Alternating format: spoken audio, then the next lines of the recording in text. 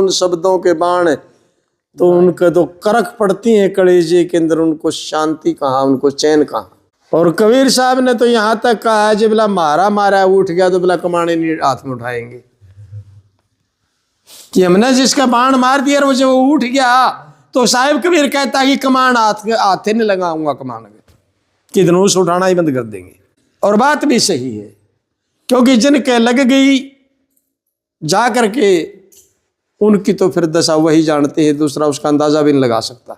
लियो तो लागी का ही मार्ग और है, लगी चोट कालजा करके शेख फरीद कुएं के अंदर लटका दिया गया। और दही खड़ा करके बताते हैं कि उसके ऊपर जो कौवे मंडरा रहे थे, और फिर भी यही कहता रहा, शेख फरीद ने कुएं में बोली थी मीठी भाषा, कौवा चुन चुन खा ले ओरे मेरे नाडा पर का मासा, फिर मेरी दोनों ना मत फोड़ी ओरे मन हरी में लड़ गया। कि नहीं, इन आंखों से मैं उस हरि का दर्शन करना चाहता हूं, इन आंखों से मैंने हरि का दीदार करना है, बाकी नोच खाओ इस सारे शरीर को, मेरी ये दो आंखें बख्श दो। और उन्हें करी तपस्या घोर है वो करके आश्रय हर के। हमारे लिए तपस्या का गुण बेरा हम कर कौन सी रहे यहाँ, हाँ तपा तो जरूर सा, अंदर से तपा जरूर सा, फिर न्यू कौन बेरा कौन सी तपस्या करने लग रही है, यह समझ में ही नहीं आ रही। एक दिन भूप भरतरी ने मारा था साध निशाना, और मौका झड़ गया, एक साधु का होया अचानक आना, और वो मृग के बाण मारा था बाबा भरतरी जियों ने। उस टाइम तो बाबा तो नहीं था, खैर बादशाह था। बादशाह भरतरी दे शिकार खेलने के लिए अंदर गए हुए थे, और वहां जाकर के निशाना मारा, बाण के बाण लगा जाकर के मृग के, और मृग मर गया।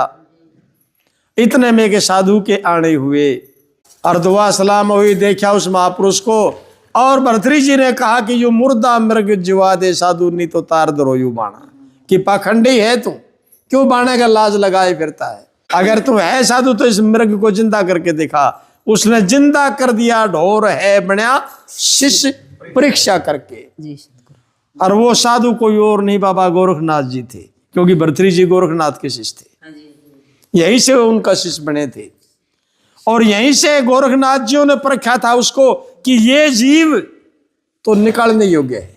और जो यो खेल बनाया ना अमरफल का, ये तो बाबा गोरखनाथ का एक तमाशा था, क्योंकि उस तरीके बगैर वो उस जंजाल तक निकले नहीं था उस मोह के जंजाल से। वो अमरफल का तो खेल बनाया गया था। और अमरफल के कड़िया पेड़ नहीं लगते कि पेड़ों के जो अमरफल लगते हैं।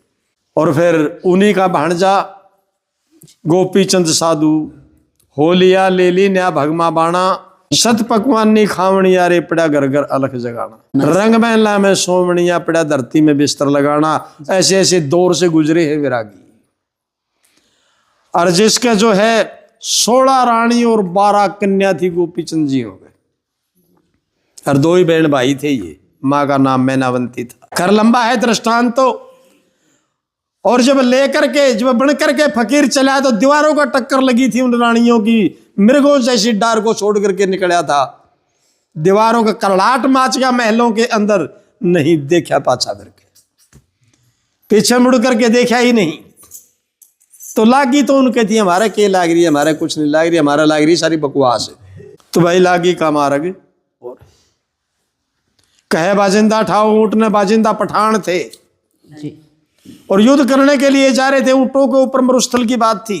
रात होगी, लश्कर लाने लग गए, और सारी फौज परडा पी पी के दारू सो गई। लेकिन जब सुबेरे उठे तो कहे बाजिंदा ठाओ, ऊंट ने यानी तैयारी करो, चढ़ाई करनी है। लेकिन जिसको ऊपर बाजिंदा ने बैठ करके चलना था, वो ऊंट मर गया कड़िया रात में। तो वो कहने लगे कि जी बिलाई तो मर गया। तो बाजिंदा पठान कहने लगा कि मर क्या गया इसका। अरे पूछ की जगह पूछ रही, नाक की जगह नाक रही, कान की जगह कान रहे इसके, टांग की जगह टांग रही, इसका मर क्या गया भाई। तब वो उन्होंने समझा कि बिलाई वाह बोलने वाली चीज रही ना, वो उड़ा सलानी शुआ, ये तो लोथ पड़ी है, तो ढांचा ढांचा पड़ा है। कहने लगा ऐसा क्यों हुआ। कहने लगा जी तो सभी के साथ ही होना है। बिला सभी के साथ ही होना है। बिला क्या मेरे साथ भी ऐसा होगा। बिला बिल्कुल एक दिन ऐसा ही होगा। यहीं से उसने गेड़ दिए थे हथियार बाजिंदा पठान ने। कहने लगा जब यही होना है तो फिर क्यों चक्का जोड़, क्यों खपा कौन हो रहे हो? बिला फिर खाम खा के क्यों एक दूसरे के ऊपर चढ़ाई करो, मार काट करो, राज खोसो, क्या ही खातर, किस लिए? जब यही होना है तो फिर क्यों भटकते फिर रहे हैं? फिर तो अपना कल्याण की तरफ नहीं क्यों नहीं टाइम लगाओ? तो यहीं वैसे बादशाह जो है वो बाजिंदा पठान वो संत गति को प्राप्त कर गए थे। उसने भया अचंबा घोर है और तजा वो राजकाल से डर के, ये तो लागी का मार्ग और है, लगी चोट काल जा करक गए। और राजपाट के ठाठ ने वो तज चल्या बलख बुखारा। क्या बात है रे, क्या लागी थी? एक बंदी के वचन लगे थे, एक दासी का ही वचन लगा था बाजिंद, उसका क्या नाम जो है बादशाह सुल्तान को, और राजपाट को ठोकर मार चला।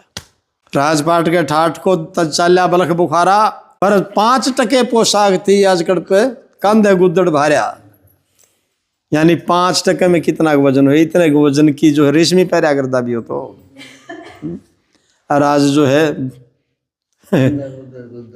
गुद्दड़ भारी बोझ जो है कंधे बैठाई फिर रहा है। पालकिया में चालनी है आज, पैरा लागी गारा, और तन पड़ गया कमजोर है, नहीं खाया वो जरवर के, ये तो लागी का मार्ग और है, ये मार्ग ही और है, ये अटल सताई है, मंगलानंद जी ने सही कहा है, ये मार्ग ही और है। लेकिन इस मार्ग पर चलने वाले कोई परवाना गुजरता है इस पर तो वो पूगते हैं कि एक नाद बजाया शिकारी ने, डॉक्टर साहब, एक नाद बजाया शिकारी ने, मृग मत वाला होकर के उस शब्द के ऊपर, और उसके सामने तो जाकर उसके पास ही जा पहुंचा। अब शिकारी ने तो मौका मिला और गर्दन उड़ा दी उसकी, फिर भी आंखें टिकी है यूं कि यूं भागा नहीं। कहता रहे हो इस साज के बजाने वाले, रुके ना, बजाता ही रहो, तेरा यो साज बजन दे, ये बजता ही रहना चाहिए, बल्कि मेरी इन 2 सिंगटियां की भी बिला जो डंके बना दे, फिर मैंने यो शब्द सुनाता। तो जो यहां तक की तुलना के ऊपर भी ऐसी ऐसी कसौटियों के ऊपर चढ़ गए, वो डटे इस मैदान में, ये हमारे जैसे कायर क्या करेंगे? हम ना न्यून के ना न्यून के। सदगुरु गुलाब देव जी ने तो यहां तक भी कहा कि ना तो हम रहे मूर्ख, ना मूर्ख ना तत् ज्ञानी, अक्षर देख सब बने विज्ञानी, और उनसे ज्ञान नहीं मांडे ज्ञानी। कि ऐसों के साथ फिर ज्ञान चर्चा करनी ज्ञानवान का धर्म नहीं कहता, करनी नहीं चाहिए। ताके संग ज्ञान ना मांडे ज्ञानी, और ताता भले जो कुछ नहीं जानी, उनसे तो वो अच्छे हैं जो कुछ नहीं जानते, उनके हृदय में कम से कम मालिका सतगुरु का खोप तो होगा। इनकी ये तो ना न्यून के ना न्यून के, धोबी का कुत्ता घर का आन को घाट का, बनगी उल्टी गति, काग चाल्या हंस की चाल अपनी और भूल बैठा, अपनी भी खोली हंसाली तो आवड़े कर दी। तो सतगुरु टेर के तिरगीवा मीरा बाई, और पीपा जी जल में कूद गए, उन्हें बहुत करी चतराई। बताते हैं किश्ती के अंदर सवार हुए पीपा जी जा रहे थे, मलाना मजाक कर दिया बादशाह था पीपा, और विदासियों के शिष्य हुए कि बादशाह सलामत, आज कहाँ की रवानगी है, कहाँ की तैयारियां हैं? बोला मैंने सतगुरु के दर्शन करके आ रहे हैं। उन्होंने मजाक कर दिया, सतगुरु तो बोला यूं रहे समुद्र में,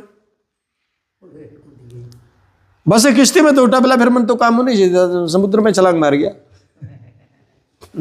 तो लागी तो उनके रही थी, लागी तो उनके है। और पीपा भगत का पढ़ करके देखो, पिंड और ब्रह्मांड दरबार के अंदर हाजिर नाजिर मौजूद है, पिंड और ब्रह्मांड एक को, ये शास्त्र का नाम उनका। पिपाजी जल में कूद गए, उन्हें बहुत करी चतराई, और परम पद को पा गए वो अजामल सदन कसाई। कहे मंगलानंद कर जोड़ है उनकी तो दजा गगन में फर्क, झुकानियां कौन है को पैदा ही नहीं हुआ ना होगा, झुके नहीं सकती। महाराज की जय।